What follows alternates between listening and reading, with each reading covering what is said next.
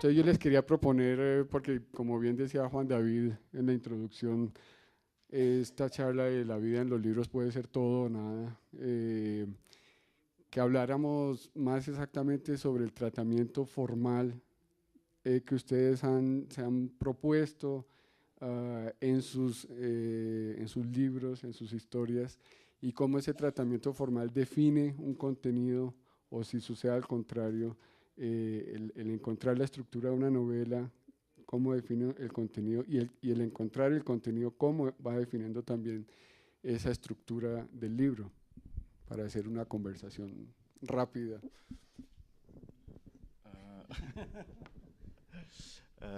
Hola, ah, muchas gracias por tener venido con la lluvia y todo. Am, am, yo creo que la vida es llena de cosas banales, pero las cosas banales nosotros pensamos que son comuns, vulgares, pero eso no es verdad, porque tenemos todos los días cosas increíbles a nuestra vuelta, pero como por ejemplo el nacimiento de un hijo, el nacimiento de un niño es increíble, pero y es banal porque se pasa toda hora, pero no es vulgar, no, es casi un milagro y hay muchas cosas que para nosotros es perfectamente normal, pero eso también es una estrategia de Dios, que ha creado tantas cosas banales, tantas cosas que acontecen a toda hora, que nosotros ni olhamos, ni miramos, ni reparamos. Eso acontece muchas veces. Por eso la literatura es muy importante, porque es una manera de tener una luz, ¿cómo se llama? Lanterna, sí. Linterna para apuntar para las cosas. Es como, yo me recuerdo cuando era niño, visité un lugar que se llama... como é que se chama aquilo onde há a abóbada celeste, onde se vê planetário? Planetário. Se chama planetário? Planetario. Sí, el planetario. Es un nombre que apunta a la antena y me pregunta para una estrella y me pregunta qué cosa había. Y yo dice que había una estrella. Y yo me pregunto, ¿solo una? Porque todo estaba lleno de estrellas, pero yo estaba apuntando para una sola. Y la literatura es un poco eso.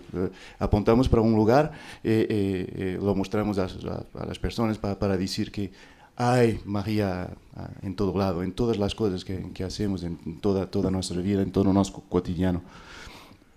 Por eso hay también otra cosa en mis libros. En enciclopedia hay una mezcla muy grande entre realidad y ficción. Por eso nadie sabe, a menos que esté leyendo, googlando, pesquisando en Google, porque si no, no sabe lo que es verdad, lo que es ficción en estas enciclopedias, que hay 3 tomos hasta ahora, pero yo voy a publicar un tomo por año. Lo que pasa aquí es que los 3 tomos, lo primero es Enciclopedia de la Historia Universal, la segunda se llama Recolha de Alexandria, que es hay una persona que es inventada como casi todos los autores en la enciclopedia, la bibliografía es inventada también. Hay muchos libros aquí, pero todos ellos son inventados, excepto por la Biblia, Alcorán, pero y hay un hombre que hace estas recollas, que recorre los textos, que se llama Théophile Morel, que es inventado, claro, pero esto él recogió en Alejandría. El tercer tomo es unos archivos de un hombre que se llama Isaac Dresner, que es un librero y editor. Pero tengo también libros que parten de una historia verdadera, pero es una historia verdadera, pero incomún. No es banal. como por ejemplo el pintor debajo del lavaplatos, que es un pintor, es una historia verdadera que ha pasado con mis abuelos. Es un pintor judío que huyó del nazismo. Y él era eslovaco. Huyó a través de la Europa hasta Portugal, y entonces mis abuelos decidieron que lo ayudarían, lo escondieron en su casa, y al pintor, por miedo porque Portugal vivía una dictadura, con miedo de la policía, el pintor dormía en la cocina bajo del lavaplatos. Esta es una historia verdadera, pero yo no conozco nada de la historia de este pintor, excepto su fecha de nacimiento, su fecha de cuando murió.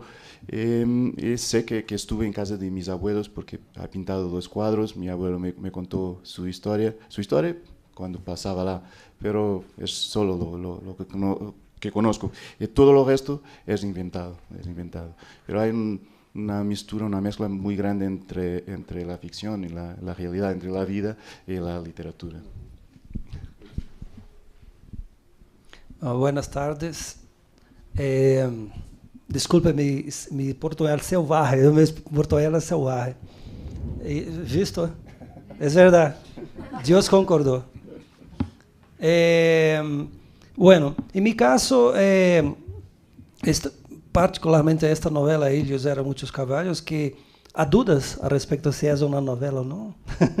Eu não sei se é uma novela. Eu comecei a escrever porque uma coisa que havia me incomodado muito, que era eu queria escrever sobre o mundo, a história brasileira a partir de uma mirada del proletariado. Curiosamente, em Brasil não há registros de novelas ou de contos de um ponto de vista do proletariado. Eu creio que em grande parte da literatura universal não há. E como eu sou um ex-proletário, eu sou um burguês hoje, pero eu fui torneiro mecânico como Lula. Eu trabalhei como obreiro em indústria textil e outras coisas, muitíssimas coisas que eu já fui. E eu queria escrever uma novela, uma grande novela, desde um ponto de vista do proletariado. Mas eu não sabia como escrever sobre isso, porque para mim era um paradoxo escrever uma novela proletária com uma forma de burguesa, que a novela é uma forma burguesa. E aí não há uma especulação, mas é verdade. A novela burguesa nasce para um ponto de vista burguês. E como não conseguia resolver esta paradoxa, eu comecei então a fazer um exercício que seria de tentar trabalhar com várias possibilidades narrativas. Então, um dia, eu estava na Bienal de Artes de São Paulo, e uma instalação que eram calçados com sapatos, como se chama? Chinelos? Não sei. Sandálias. Sapatos, sandálias, todas em um canto, um monte de calçados que se alguém usou, ou muitas pessoas usaram, e me deparei com esta instalação e percebi que se eu queria trabalhar com uma novela coletiva, eu tinha que partir deste ponto de vista, porque os calçados, as sandálias, tinham sido usadas por alguém e, portanto, tinham uma história aí. E são a partir de los rastros de las histórias del polvo, né, que se queda em los calçados e las sandálias e outros calçados, que se poderia contar uma história. Então, esta novela é uma tentativa de narrar um dia em São Paulo,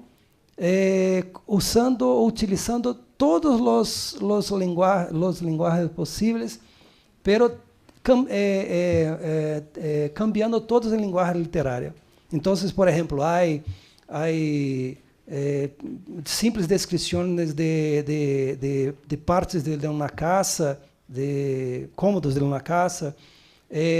Hay papeles que se encontram en las calles, histórias também, há histórias, há casi poemas, há uma infinidade muito grande de possibilidades narrativas, porque era uma maneira de intentar compreender como se poderia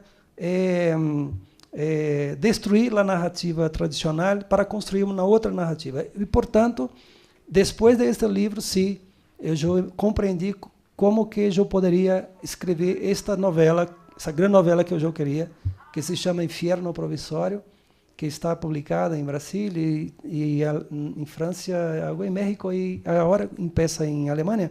Eu não sei se eles vão publicar todos os volumes, são 5 volumes. São 1000 páginas, mais ou menos, de histórias também que são histórias. E que eu chamo de novelas porque um editor, certa vez em Brasília, me disse: olha, não me venga com contos não se vendem. Cuentos ninguém sim, cuento não se vende. É igual no mundo inteiro, menos não se vende cuentos não se traduz. Eu falei, ok, então eu não escrevo cuentos, eu escrevo novelas. É a mesma coisa, mas eu chamo de novelas. Ok.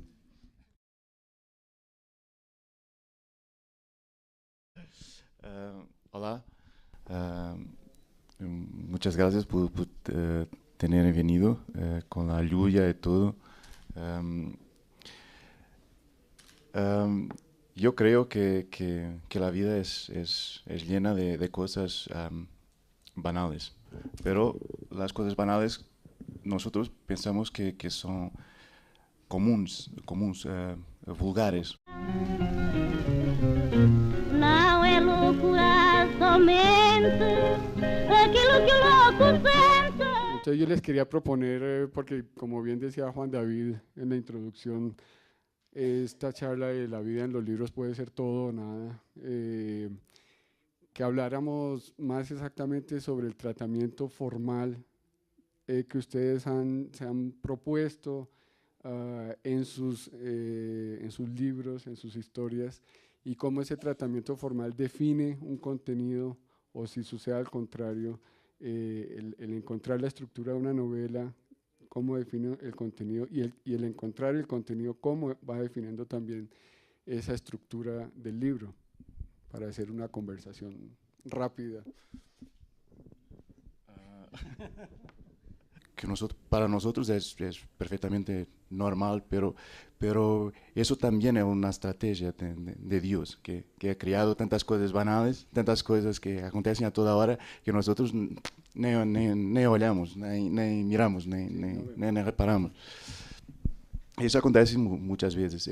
Por eso la literatura es muy importante, porque es una manera de tener una lugares.